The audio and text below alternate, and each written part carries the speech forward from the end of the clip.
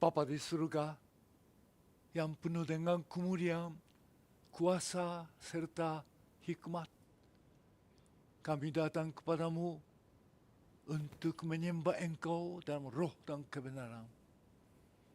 Hanya oleh karena kasih karunia Tuhan Yesus dan pertolongan Roh Kudus, kami berada di hadapan Tuhan dengan rasa penuh syukur dan pujian, sambil mengingat penyertaan Tuhan, pimpinan Tuhan, dan pertolongan Tuhan selama 1 tahun 2025. Maka sekarang kami boleh menyongsong tahun 2026 dengan sukacita, syukur, dan harapan. Tuhan memberkati kami semua. Sudah melalui puji-pujian penyembahan, boleh kami merasa lebih dekat dengan Tuhan. Sekarang Tuhan berfirmanlah kepada kami melalui hamba yang terbatas dan lemah ini. Tolong kuatkan, penuhkan dengan Roh Kudus, supaya melalui firman Tuhan kami semua menyembah Engkau lebih sungguh, lebih sukacita, lebih dengan harapan. Jauhkan segala gangguan. Tuhan memberkati seluruh ibadah gereja yang ada di masing-masing wilayah.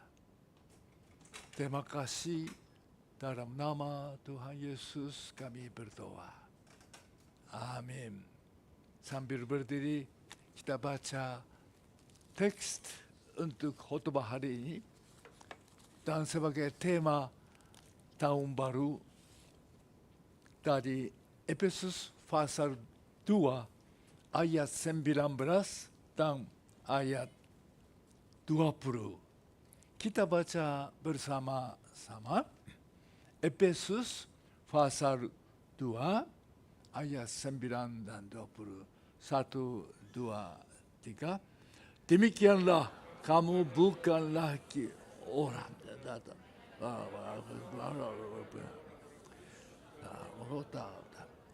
Yang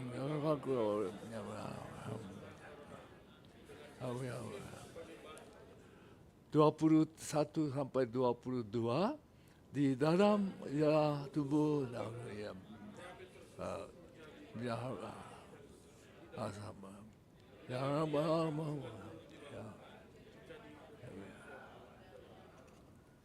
silakan duduk kembali.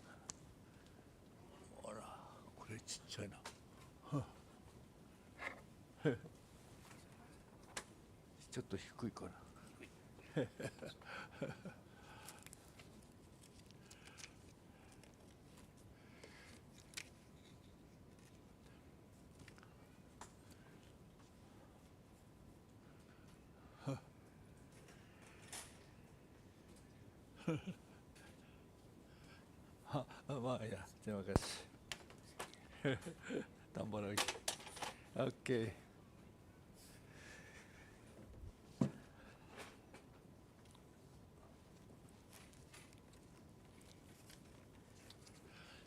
Selamat tahun baru 2026 dan selamat beribadah dalam ibadah tahun baru ini.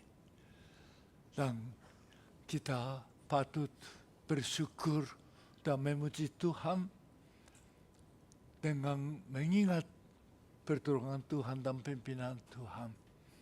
Dan kami merasakan selama 1 tahun 2025 banyak berkat Tuhan, pertumbuhan, berkembang sebagai jemaat diaspora di Jepang ini.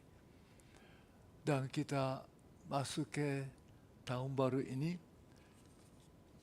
kita dengan harapan besar, doa tinggi supaya kita masing-masing dan keluarga dan sebagai jemaat diaspora boleh lebih bertumbuh, berkembang, dan diberkati.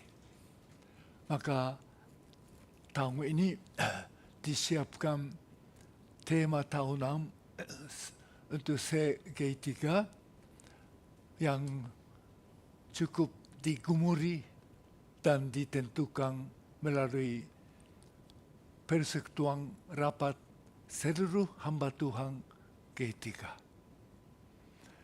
Itulah hasilnya tema tahun ini, keluarga Tuhan yang bertumbuh dan diberkati. Fokusnya keluarga Tuhan dan bertumbuh. Inilah dirasakan oleh seluruh hamba Tuhan G3 pada masa kini, tahun ini, jemaat G3 merasa perlu sebagai keluarga Tuhan, kita masing-masing dan keluarga dan jemaat sebagai keluarga Tuhan bertumbuh. Bagaimana bertumbuh? Kita ingin bersama-sama memperhatikan dan mempelajari apa arti keluarga Tuhan. Bagaimana bisa bertumbuh? Teks yang tadi kita baca bersama-sama sebagai teks tema tahunan. Demikian ayat 19 katakan, demikianlah kamu. Kamu adalah jemaat Efesus yang terdiri dari orang Kristen, orang Yahudi, dan orang Kristen non-Yahudi. Apalagi kota Efesus adalah bagian Asia kecil. Sekarang Turki. Ada ujungnya Palestina dan ujungnya sudah ke Greka. Itulah Efesus.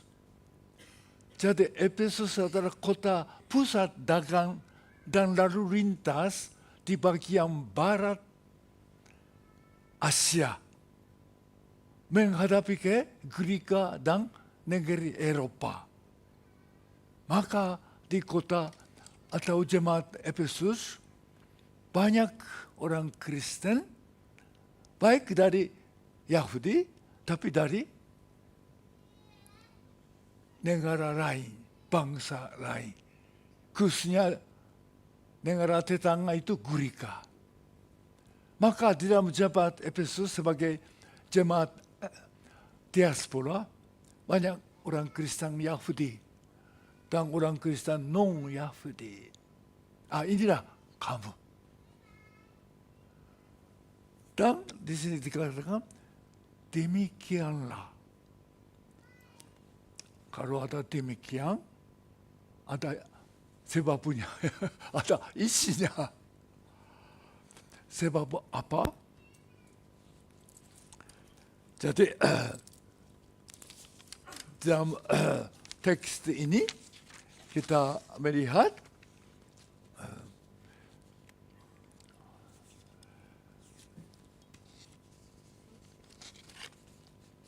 kamu baik orang Kristen latar belakang Yahudi atau non-Yahudi itu semuanya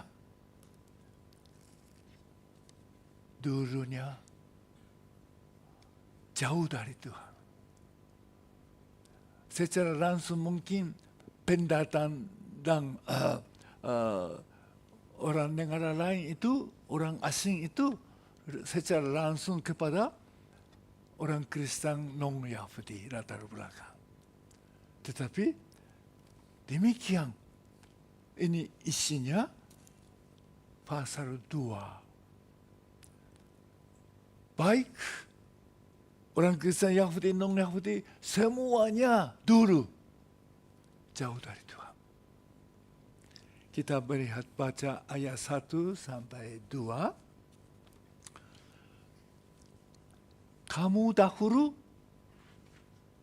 ini kamu semuanya. Dahulu sudah mati karena pelanggaran-pelanggaran dan dosa-dosamu. Ayat 2. Kamu hidup di dalamnya karena kamu mengikuti jalan dunia ini. Karena kamu mentaati pengusaha kerajaan angkasa, yaitu roh yang sekarang sedang bekerja di antara orang-orang durhaka. Sebenarnya dahulu kami semua juga terhitung di antara mereka ketika kami hidup di dalam hawa nafsu daging dan menuruti kehendak daging dan pikiran kami yang jahat. Pada dasarnya kami adalah orang-orang yang harus dimurkai sama seperti mereka yang lain. Semua, walaupun latar belakang apa, secara rohani sudah mati. Artinya hubungan dengan Tuhan mati. Itulah dosa, pelanggaran. Maka hidupnya bagaimana? Hidup hanya ikut haluan dunia. Dan hidupnya, intinya, dorongannya, motivasinya banyak. Keinginan daging. Inilah semua. Dulu. Tapi bagaimana sekarang kita? Itulah penjelasan pasal 2 ayat 4 dan 5. Kita baca bersama-sama. Efesus pasal 2 ayat 4 dan 5.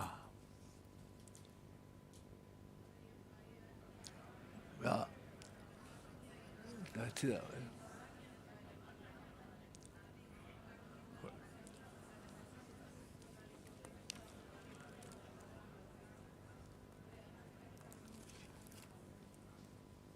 Ya, terima kasih. Hanya karena kasih Allah yang besar. Jadi hidup bersama dengan Kristus. Dan karena anugerah kita diselamatkan.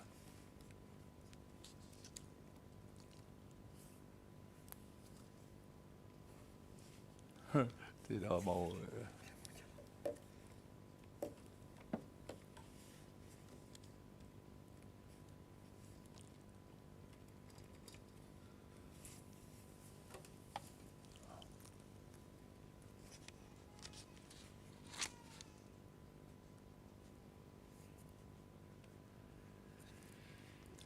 Hanya anugerah Allah melalui Kristus diselamatkan, baru bisa menuju ke Bapa, dekat dengan Allah Bapa. Oke, sudah.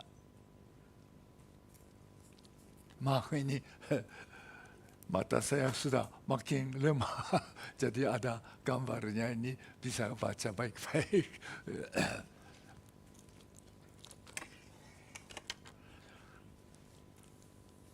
Kalau begitu, dulu jahat Tuhan, mati rohani. Hanya oleh karena Kristus diselamatkan. Jadi yang lebih dekat.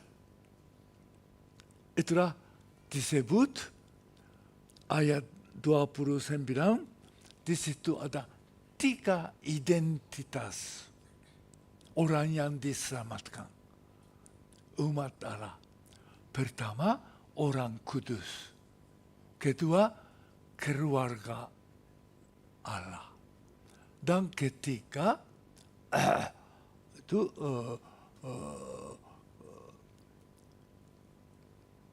pembangunan bait Allah. Jadi pertama, orang diselamatkan adalah ayat 20, ayat 19, kamu bukan lagi orang asing dan pendatang, melainkan kawan, sewarga dari orang-orang kudus.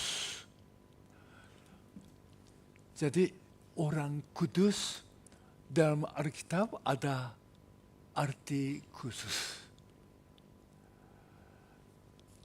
Memang kudus artinya memang suci secara moral, tapi kata dasarnya dan konsep dalam Alkitab adalah beda, lain. Jadi Tuhan memilih bangsa Israel sebagai orang kudus, bangsa kudus, lain daripada yang lain.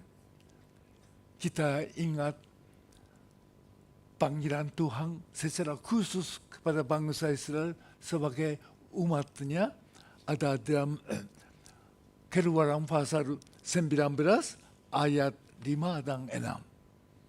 Kita baca bersama-sama. Jadi sekarang jika kamu sungguh-sungguh mendengarkan firman-Ku dan berpegang pada perjanjian-Ku, maka kamu akan menjadi harta kesayangan-Ku sendiri dan antara segala bangsa, sebab Akulah yang mempunyai seluruh bumi.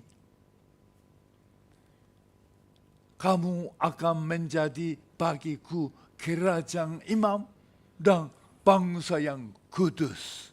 Inilah semuanya firman yang harus kau katakan kepada orang Israel. Tuhan mengatakan kepada Musa demikian. Kamu adalah bangsa Israel, adalah kesayangan Allah. Sebagai imamat, kerajaan imamat. Imamat itulah tugas antara Allah dan umat manusia. Dan terakhir, kamu adalah bangsa yang kudus, lain daripada yang lain, dikhususkan. Maka orang diselamatkan oleh Kristus adalah bangsa, umat, orang kudus. Ini bukan hanya bangsa Israel dalam perjanjian lama, dalam perjanjian baru juga sama ditekankan. Kamu itu siapa? Melalui Petrus yang telah paling dekat dengan Tuhan Yesus, paling banyak dengar ajarannya, paling banyak pengalaman. Petrus katakan 1 Petrus pasal 2 ayat 9 dan 10. Mati lagi ini. Baik, kita baca bersama-sama. 1, 2, 3.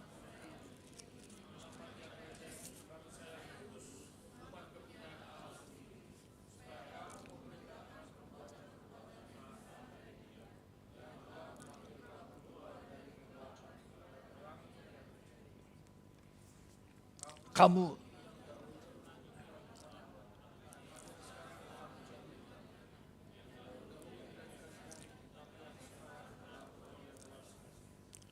surat ini ditujukan kepada orang Kristen tersebar karena sudah banyak penganiayaan terjadi. Dikatakan orang Kristen sedang tersebar jadi jemaat diaspora. Kamulah adalah apa? Sama dengan umat Israel yang dipilih oleh Tuhan sebagai bangsa kudus. Hanya di sini ada tambahan. Bukan hanya bangsa muncul mati.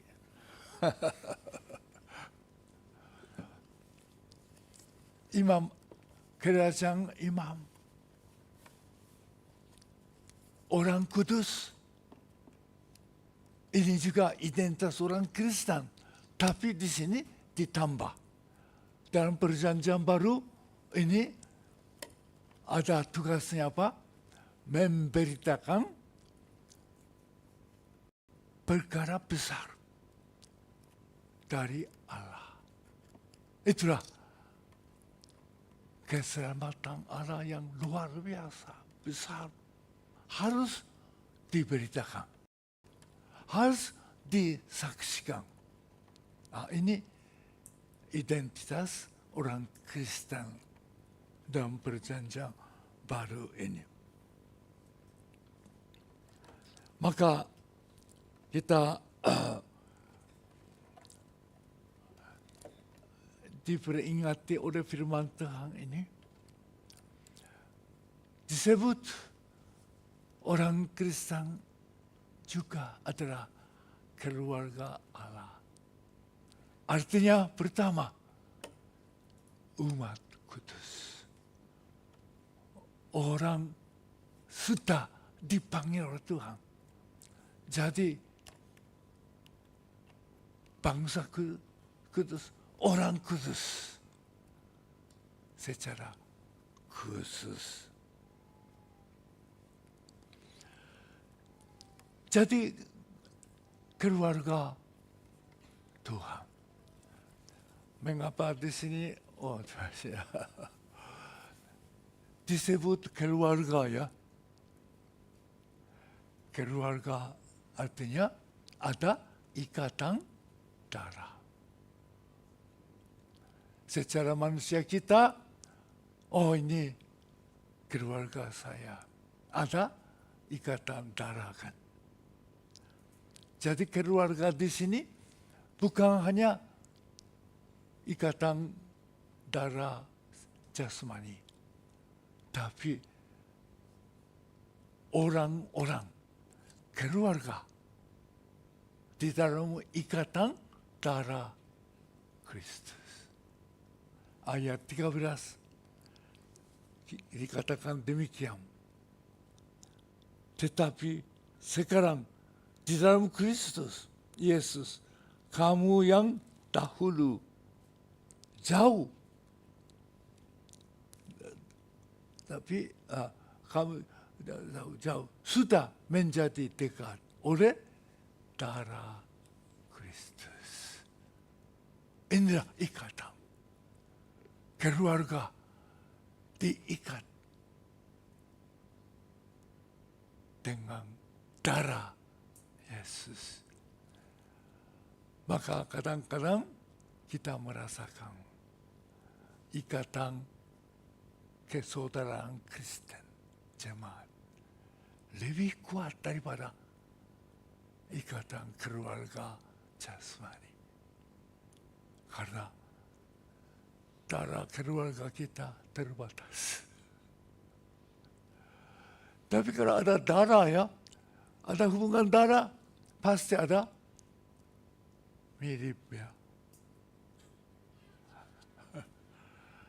Ada bapak yang tadi bersaksi, paman Pak Memba, ada mirip mamanya, dan adiknya, yaitu paman Pak Memba. Ikatan darah sangat kuat, mempengaruhi, ada mirip-miripnya, tapi sangat terbatas, hanya satu keluarga. Tapi di sini dipakai istilah kamu, baik orang Kristen Yahudi, orang Kristen non-Yahudi, dari mana-mana orang Kristen adalah keluarga Allah. Karena diikatkan, dihubungkan, dipersatukan sebagai jemaat Kristus, disebut keluarga Tuhan. Maka kita biasa panggil saudara-saudari. Saya kira sangat cocok. Tapi istilah ini dipakai oleh siapapun dengan sembarangan. Seperti di Korea Utara, itu pemimpinnya luar biasa. Kayak dewa disebut saudara, aneh juga. Supaya saudara saya istilah mau mendamaikan itu rakyat yang menderita. Itu pun disebut saudara. Itu omong kosong. Tapi di dalam konsep firman Tuhan, kita adalah saudara-saudari. Saudara-saudari berkaitan ikatannya darah, bukan keluarga saja. Ikatan darah Kristus. Apakah kita merasakan? Atau masih jauh? Ya, merasakan satu dua. Teman kalau itu merasakan kah? Tapi menurut firman Tuhan, kamu semua keluarga Allah diikatkan dengan darah Yesus, pengorbanan tertinggi terkuasa, darah dari Allah mengaitkan kita. Ini konsep di sini. Tapi bagaimana secara jujur ya? Apakah saya saudari dengan ibu yang itu sering banyak omong, dengan bapak itu agak rasa sombong. Saudara ini yang gerak-gerakannya agak aneh. Yang jemaat ada secara jujur kan? Firman Tuhan katakan, kamu keluarga Allah dikaitkan dengan darah Yesus yang termahal, terbesar, arti dan kuasa. Itulah mengingatkan kita. Amin. Inilah konsep tahun ini. Tapi bagaimana bisa kita merasakan itu? Kita perlu bertumbuh pengertian. Dan betul-betul ikatan darah Kristus. Sebagai umat kudus dari Tuhan, perlu bertumbuh. Bukan jadi orang Kristen bertobat, dibaptis, puji Tuhan, langsung jadi keluarga Allah. Tidak bisa. Bertumbuh. Maka maksud firman Tuhan ini mengajar. Kalau sudah, baik orang Kristen, Yahudi, non-Yahudi, dari mana-mana, sebagai sudah jadi keluarga Allah, sebagai umat pilihan Allah, umat kudus, keluarga Allah. Bagaimana bertumbuh? Itulah kita melihat ayat 20. Yang dibangun di atas dasar para rasul dan para nabi dengan Kristus Yesus sebagai batu penjuru. Dibangun. Ini contohnya pembangunan bait Allah. Itu dibangun. Jadi kita sebagai umat Tuhan, umat kudus, dibangun. Tidak ditaruh saja. Itu dibangun, tumbuh. Di atas mana? Atas para rasul. Itulah ajaran rasul-rasul adalah perjanjian baru. Dan para nabi yang meneruskannya apa? Perjanjian lama. Jadi dibangun di atas firman Tuhan perjanjian baru, perjanjian lama, 66 kitab. Bagaimana dibangun? Dasarnya, batu penjurunya Yesus. Artinya, dibangun dasar Kristus. Karena semua perjanjian baru, perjanjian lama, pusatnya, puncaknya apa? Yesus. Melalui perjanjian baru, melalui perjanjian lama, semua tertuju ke Kristus. Jadi kita bisa menggambarkan bagaimana kita sebagai keluarga Allah dibangun dasarnya Kristus. Melalui perjanjian baru, perjanjian lama dibangun sebagai jemaat kudus, keluarga Allah. Maka melihat ayat 21. Di dalam dia tumbuh seluruh bangunan rapi tersusun menjadi bait Allah yang kudus di dalam Tuhan. Di dalam dia, yaitu Yesus, pusat dari seluruh perjanjian dan perjanjian baru. Disitulah tumbuh, dibangun secara seperti bangunan bait Allah tersusun menjadi rapi.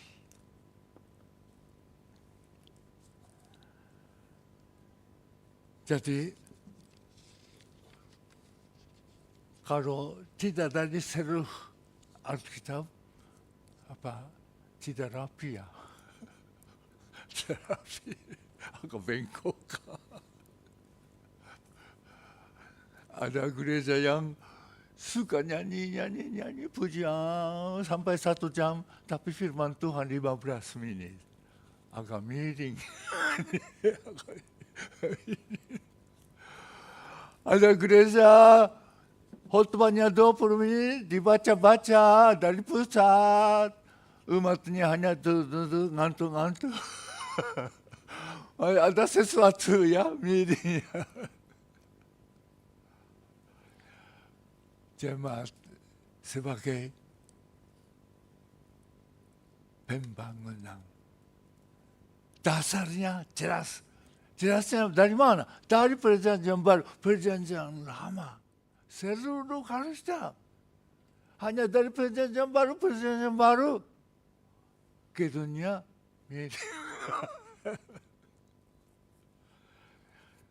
Jadi, mari kita ingat dan diajak oleh Tuhan. Kita baca seluruh Alkitab 66. Inilah dasar Kristus yang komplit, sempurna. Di atas itulah kita dibangun, tumbuh. Melalui apa? Firman Allah. 66. Maka saya setiap tahun mengajak di ibadah tahun baru, jemaat kita G3 baca sungguh-sungguh dengan pertolongan Roh Kudus dari seluruh, dari Kejadian sampai Wahyu 66. Inilah rahasia jemaat sebagai keluarga Allah bertumbuh, dibangun rapi dan indah, tersusun. Hanya kita tidak gampang ya baca seluruhnya. Mulai hari ini, oke. Kejadian pasal 1 ayat 1. Satu hari satu pasal baik. Perjalanan baik, kejadian kedua orang masuk ke Imam Mattrebi suka macet. ngantuk-ngantuk. Bagaimana cara korbannya, darahnya kemana, dagingnya kemana, dibangun baik darahnya, berapa luasnya, panjangnya, waduh berpasar-pasar begitu, ngantuk. Biasanya macet, mulai daginya semangat lagi, baik kalau begitu dari perjanjian baru pindah ke Matius, wah sudah ada godang. Pasal 1 penuh dengan nama-nama bosan. Ya pindahlah Markus. Ya baik-baik. Ini pengalaman saya dulu. Tapi saya belajar teologi Alkitab.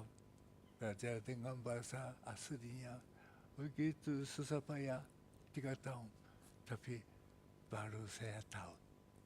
Alkitab terdiri dari 3 bagian. 4 bagian. Jadi dari setiap bagian baca 1 pasal lebih gampang, tidak macet. Yaitu perjanjian lama terdiri dari 3 bagian. Bagian sejarah pertama dari Kejadian sampai Ester. Ini sejarah. Dan bagian kedua kitab-kitab atau kitab syair. Dari Ayub sampai Kidung Agung. Dan bagian ketiga dari Nabi Yesaya sampai Nabi Maleaki. Ini kitab Nabi. Jadi perjanjian lama terdiri dari sejarah, kitab-kitab Nabi. Jadi dan bagian keempat adalah perjanjian baru. Ini kira-kira sama jumlahnya. Jadi kalau hari ini mulai Kejadian pasal 1, Ayub pasal 1, Yesaya pasal 1, Matius pasal 1, besok pasal 2, pasal 2, pasal 2. Lusa pasal 3, kalau begitu tidak macet. Memang kalau satu hari baca 4 pasal, apa terlalu banyak makan waktu kah, sibuk kerja, boleh jadi separuh. Jadi hari ini bagian pertama, kedua, 2 pasal. Besok 2 pasal, bagian ketiga, keempat. Kalau itu berjalan. Kalau begitu, 1 hari 4 pasal baca dengan 1 tahun. Tanggal 31 Desember tahun ini selesai. Amin. Kalau berat, 1 hari 2 pasal lah. Dengan 2 tahun habis. Sibuk-sibuk, bagi hanya bisa baca 1 pasal. Boleh. Pentingnya jangan macet. Terus berjalanlah. Hari ini Kejadian, besok Ayub, lusa Yesaya, berikutnya Matius. Kalau begitu 1 hari 1 pasal dengan 4 tahun habis. Artinya paling 1 hari 1 pasal itu teratur, tersusun, teratur. 4 tahun kemudian jemaat G3 Tokyo tidak ada satu pun yang belum baca semua. Amin. Bagaimana ibu bapak kira-kira? Saya tidak berani angkat tangan siapa yang sudah baca seluruhnya. Biasanya ada yang 1, 2. Saya tidak berani, nanti Pak Mimbar coba tanya. Siapa-siapa yang sudah baca seluruh. Itulah firman yang diberi oleh Tuhan sebagai apa? Bahan, sarana. Dasarnya adalah Kristus. Dan Kristuslah. Tapi melalui apa? Melalui para nabi, para rasul. Perjanjian lama, perjanjian baru, 66. Inilah pusaka. Inilah dasar pegangan.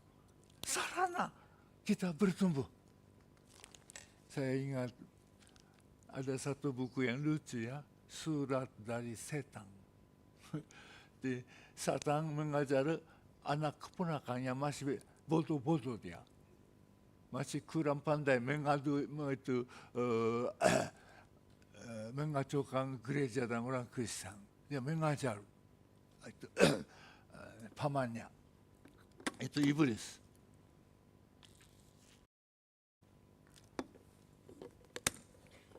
Di dalam bukunya satu kalimat demikian.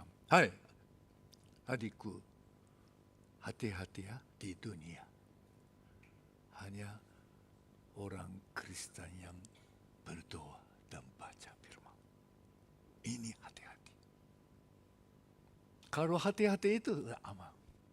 Namanya orang Kristen banyak, tidak apa-apa. Mereka tidak ada bahaya. Biarin dah. Biarin. Hati-hati apa?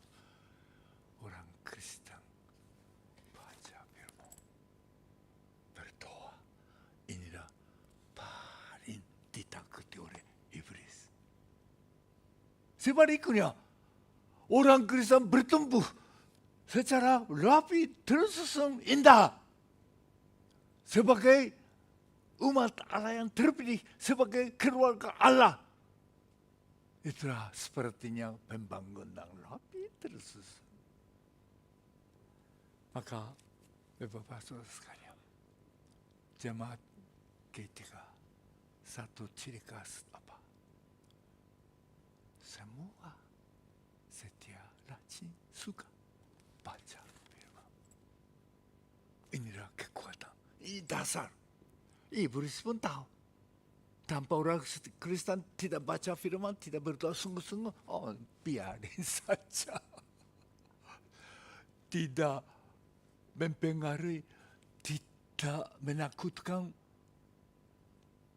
iblis. Dan dunia yang dikuasai olehnya. Mari kita ingat demikian. Maka keluarga Allah sebagai umat terpilih dan sepertinya dibangun, bertumbuh gedung bait Allah yang mulia. Jadi kita baca ayat 22 sebagai tujuan untuk bertumbuh dan dibangun. Kita baca bersama, di dalam Dia kamu juga turut dibangun menjadi tempat kediaman Allah di dalam roh. Di dalam Dia, Kristus, berdasar firman Tuhan, kamu juga turut dibangun menjadi tempat kediaman Allah. Allah hadir, Allah tinggal. Menurut firman Tuhan, Allah tinggal di mana ya?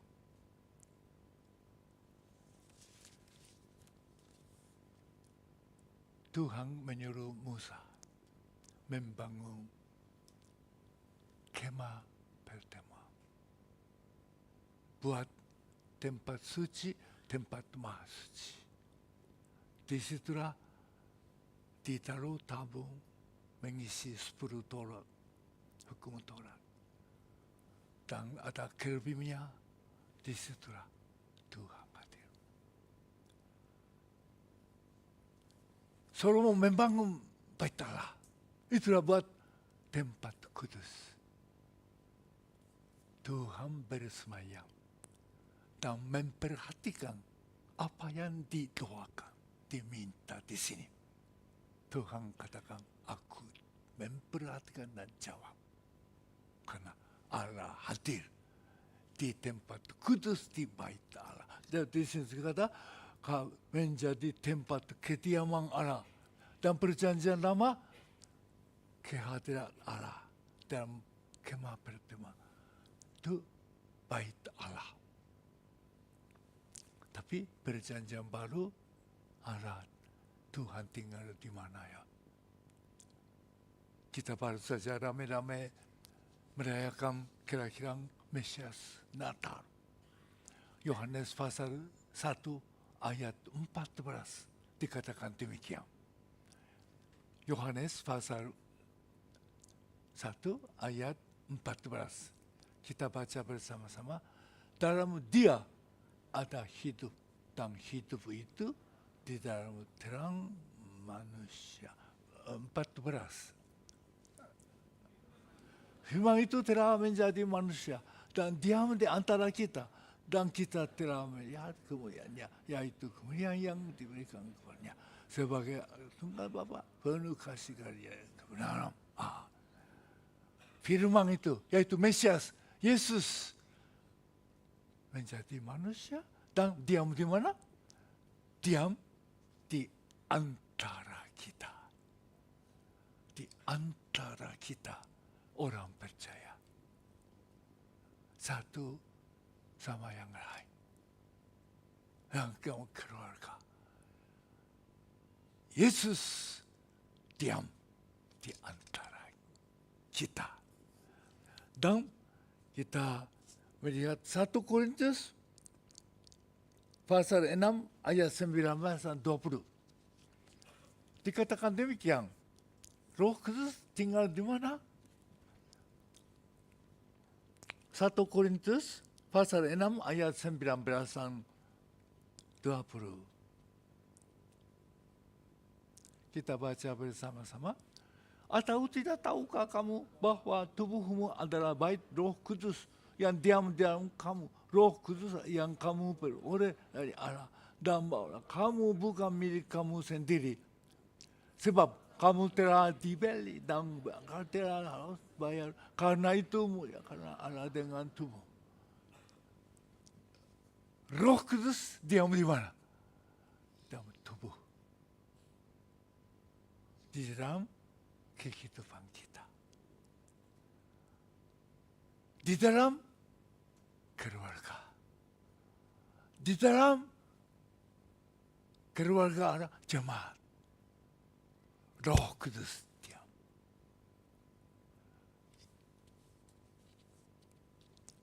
Dan Roh Kudus, Tuhan Yesus diam di dalam kita masing-masing. Efesus pasal 2 ayat 22 yang tadi kita baca. Ya, kamu dibangun menjadi kamu tempat kediaman Allah di dalam roh. Bagaimana kalau sudah sungguh betul Roh Kudus ada? Ada. Disitulah tempat kediaman Allah. Allah diam. Allah hadir. Dengan demikian, mari kita diingatkan oleh firman Tuhan untuk tema tahun ini. Allah diam di dalam kehidupan masing-masing.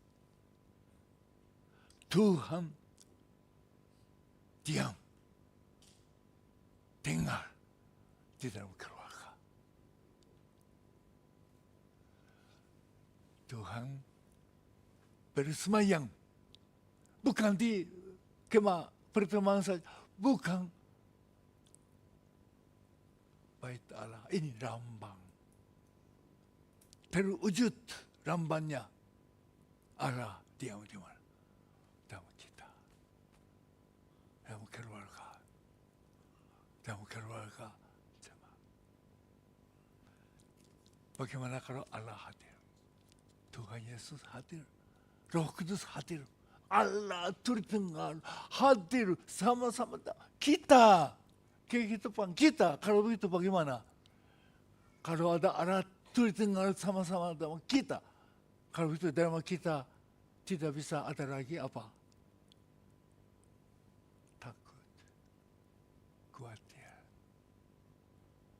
rasa marah, rasa benci, berada kurang puas. Tidak bisa diam sama-sama dengan Allah terdengar. Amin. Kalau dalam keluarga, jasmani ada Allah terdengar. Tidak bisa ada lagi terus benci, marah, duka. Itu sering mau mendominan di dalam keluarga. Walaupun keluarga Kristen. Sering salah-salah faham, kurang perhatikan. Waduh, orang tua saya sibuk-sibuk, saya tidak dikasih. Selalu dalam keluarga. Ada satu buku bestseller di Jepang. Kira-kira 2 tahun yang lalu, saya kaget ini. Namanya judulnya apa? Kazoku no Doku. Doku, racun. Racun keluarga. Ini newscaster, wanita yang terkenal buat. Dia sangat menderita dengan orang tua, ayah yang suka menguasainya. Jadi dia benus. Di dalam keluarga, dia sendiri mengalami betapa banyak racun. Racun. Kena. Luka. Sampai bisa mati. Banyak keluarga mati. Cerai. Banyak anak-anak keluarga lari. Kalau sudah selesai SMA, mau pindah jauh-jauh. Mengapa? Ibu Atsumi suka tanya, mengapa kamu mau jauh-jauh? Bilang saja, mau berpengalaman. Pengalaman tanpa orang tua, tanpa Tuhan. Banyak racun. Tapi, ada terdengar, ada dalam keluarga, antara suami, istri, orang tua dengan anak, ada. Tidak bisa lagi adanya. Lari. Untuk keluar dari diri sendiri. Marah. Kecewa. Cemburu. Tidak mau lagi. Banyak hal disebut racun. Tidak bisa berdiam sama-sama dengan Allah terdengar. Karena Yesuslah tembus semua dosa. Roh Kudus datang menyucikan, mengajar firman, supaya tahu ada di dalam saya, dalam keluarga. Di dalam jemaat ada Allah terdengar diam. Kalau itu di dalam jemaat tidak bisa lagi. Satu sama yang lain rasanya tidak cocok. Pendapatnya orang terbuka tidak cocok. Tidak ada lagi. Tidak bisa ada lagi. Kurang perhatian hanya memikir untuk diri sendiri. Tidak bisa. Karena ada Allah. Inilah tujuan tahun ini. Mari kita bersama-sama bertumbuh. Sebagai tempat kediaman Allah. Tersusun rapi. Memuliakan kemuliaan Tuhan. Menyaksikan ke dunia yang tidak ada Tuhan. Itulah tugas kita. Tujuan kita. Melalui jemaat kita. Di tengah-tengah orang Jepang 99% tidak tahu Tuhan. Ada Tuhan di mana? Hari ini mereka cari puluhan juta. Kemana? Itu. Cari 100 koin kan. Minta berkat, minta nikah, minta kerja. Kepada siapa? Ada di dalam drama di TV. Anak kecil tanya. Orang, Papa, Mama, minta kepada siapa itu? orang tua. Oh, ini arah. Kami sama inilah budaya Jepang yang kita merantau. Mari kita berdoa. Saya minta mimbar mendoakan firman Tuhan ini dan doa sama.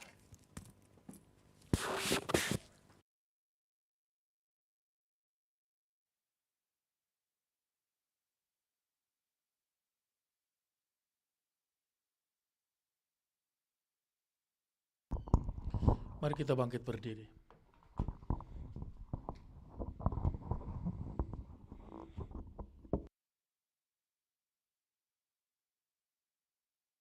Bersama-sama kita berdoa.